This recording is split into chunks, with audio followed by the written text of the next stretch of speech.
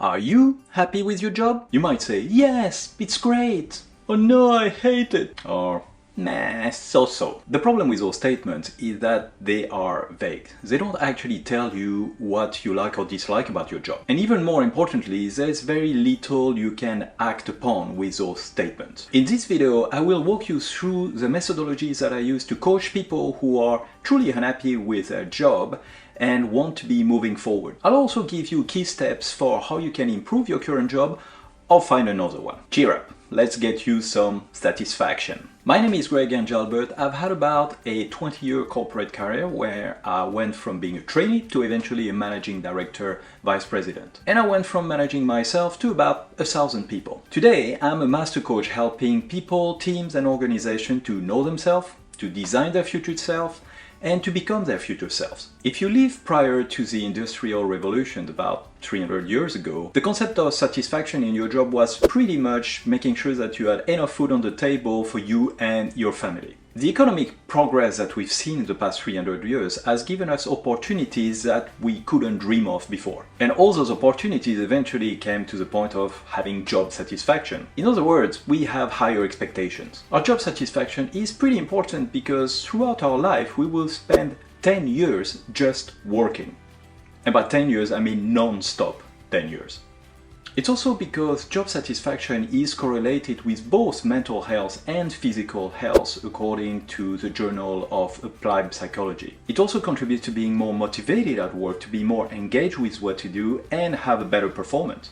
And for your employer, if you're satisfied, you're more likely to stay. You might think that I will tell you what the key job satisfaction factors are. Well, I can't. And the reason is that they all vary according to each individual. But I can do something better. I can help you find out what they are for you. And for that, you can inspire yourself from a few categories that will help you to understand what are those factors for you. And for those categories, we have relationships, compensation, learning, autonomy, career evolution, and meaning. Let me give you a few examples for each category. Regarding relationship, it's about having a best friend, a stable team, feeling on an equal footing with everyone, leading people, etc. For learning, it can be having new technical skills, having human skills, being able to be mentored by great people, etc.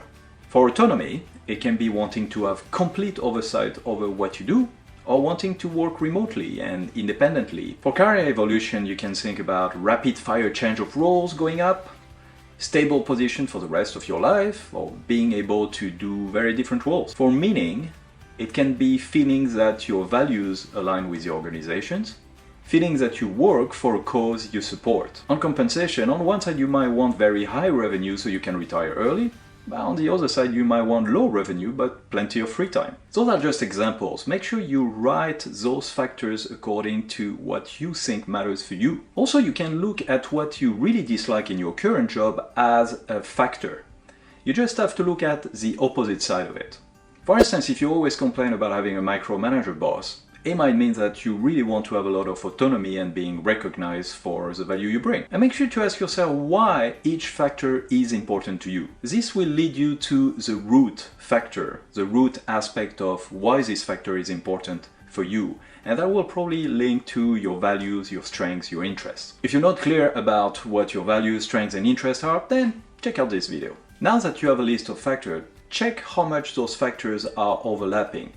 Ideally, you want them to overlap a little bit, but not too much. Also, this is not a final list for life. Those factors will evolve as your life changes and your priorities change. So monitor how you feel, and if you're facing personal or work-related life changes, then make sure that you interrogate if those factors are changing. Okay, so now you have your list with between 5 and 10 factors. Now ask yourself for each one of those factors, what is my level of satisfaction for each one of them? For example, one of your factors might be that you want to work in a team where you can share your ideas and people will be supportive of your creativity. If you look at a rating from 1 to 10, then you might look at 10 as the ideal position. And for this 10, you might imagine that you're in a team where ideas are flowing, there's a lot of debate, disagreement sometimes, but eventually everybody comes to the conclusion about an idea meritocracy, where the best ideas are surviving and you all align behind them, you're all behind the best ideas. On the opposite side, 0 would look like nobody is sharing idea. Pretty much everybody is keeping silent because nobody wants to look stupid, or they don't want to be attacked for their ideas, and most of the time it's the boss who wants to have its ideas recognized. Okay, so now rate each one of those factors and make sure that for this rating you have a description of what it means for you, what this rating means for you, some things that you write in words. Now that you have all those ratings, then add them up and divide them by the number of factors that you have, whether it's 5, 6, 7 or 8. This way you get an average. You can also transform that average into a percentage from 0 to 100%. If you're over 70% on this rating, then you're probably feeling pretty good about your job and there's only a couple of factors that you might want to improve. If you're from 40 to 70%, you're probably struggling to get yourself out of bed to go to work every day. Your motivation is low and you're wondering if you should be continuing this job.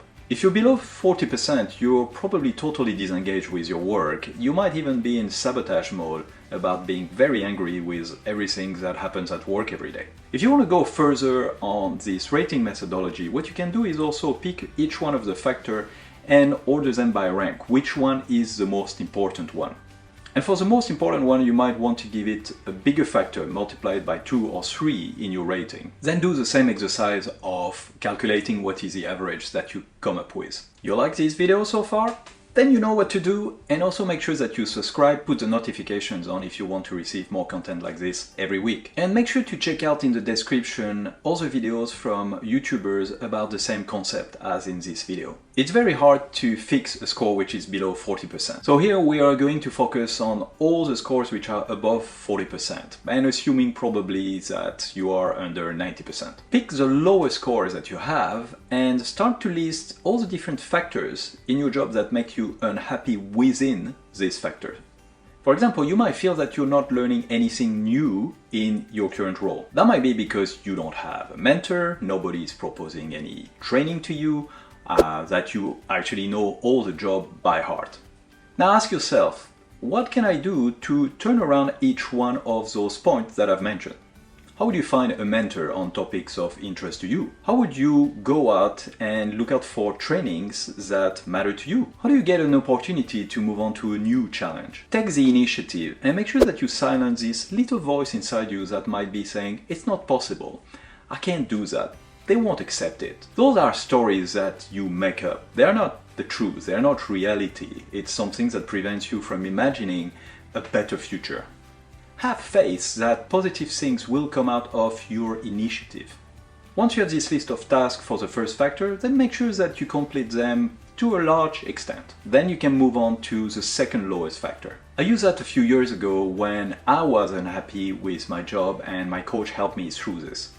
I realized that some of the things I was doing in my job I didn't like, so I brought the things that I wanted to do and I delegated some of the things that I didn't like. For instance, I ended up working much more on sales and business development because I was good at that and I liked it. I was spending too much time in project management, so I delegated that part. And I even ended up singing in front of my staff because that's something that I wanted to do to express myself. That might have been good for me, I'm not sure it was very good for the staff. There are two cases here. The first one is if you're looking for a job and you want to make sure that you're going to limit the chances that you make a mistake in picking this new job. The second case is if you have scored below 40% on rating your job satisfaction factors. It's time to move on, my friend, so let's design a better job for you. The first step is to take all the factors that you've already identified for your job satisfaction and you're going to express what a 10 looks like for each one of them. That should already be making you feel pretty good about what this job is going to look like. Then you can ask yourself the following question. How can I narrow down my job research based on the factors that I've identified and this ideal situation? Can you ask questions about all those factors before you get into an interview? And if you get an interview, then how do you make sure that you ask questions during that interview which are helping you to understand how close you will be to this 10 for each of the factors that you have identified? And remember that an interview is not an examination of your suitability for the job. It's actually a meet between two parties to understand if there is a fit. Another factor that you can take to design your future job is to go deep about yourself. It's hard to know what is the ideal job for you if you don't know what makes you tick. For that, it's important for you to understand what are your values, what are your strengths, what are your interests, what is the purpose you want to have in your life. And if you don't know any of this, then check out this video. Once you're clear with values, strengths, interests, then use them to filter out the jobs that you really want. Are your values represented in the organization that you're looking at? Will you be able to deploy all your strengths in the job that you're looking at? How can you narrow down the industries in which you might want to work based on your interests? A third angle is to understand how this job fits into your entire life story. Working lives are now very long, and it's important to understand how this future job will actually fit in all your life story with the different phases that you will have in your life. If you want to understand this better, check out this video. A key enabler for reaching a high level of job satisfaction, whether in your current role or a future one, is to believe you can. When we complain about our jobs, we can just get stuck in doing just that, complaining. Fundamentally, that comes from the belief that there is nothing we can do to improve the situation. So your first step is to believe that you have the power to change a situation, whatever it is. That can be hard to do on your own, so make sure you surround yourself with people who are encouraging you, who believe in you, who believe in your power to change. And if you get stuck, well, ask for help. We all need help to be able to fully realize our potential. Get a coach, for example, but I might be a little bit partial about this. Improving your job or finding a great job is not something that you do randomly. Having a method, having measurement, having actions that you take will make sure that you're maximizing the job satisfaction that you have or will have. I'll leave you with a quote from Peter Drucker, who is probably the greatest management guru of the 20th century. This quote is valid for designing your job, but it's also valid for many other things in life. The best way to predict the future is to create it. You might be happy to know that what makes a team efficient is actually also what makes each team member satisfied. Google did a project about 10 years ago to identify what are the 5 key factors for team effectiveness. If you're interested in knowing more, check out this video.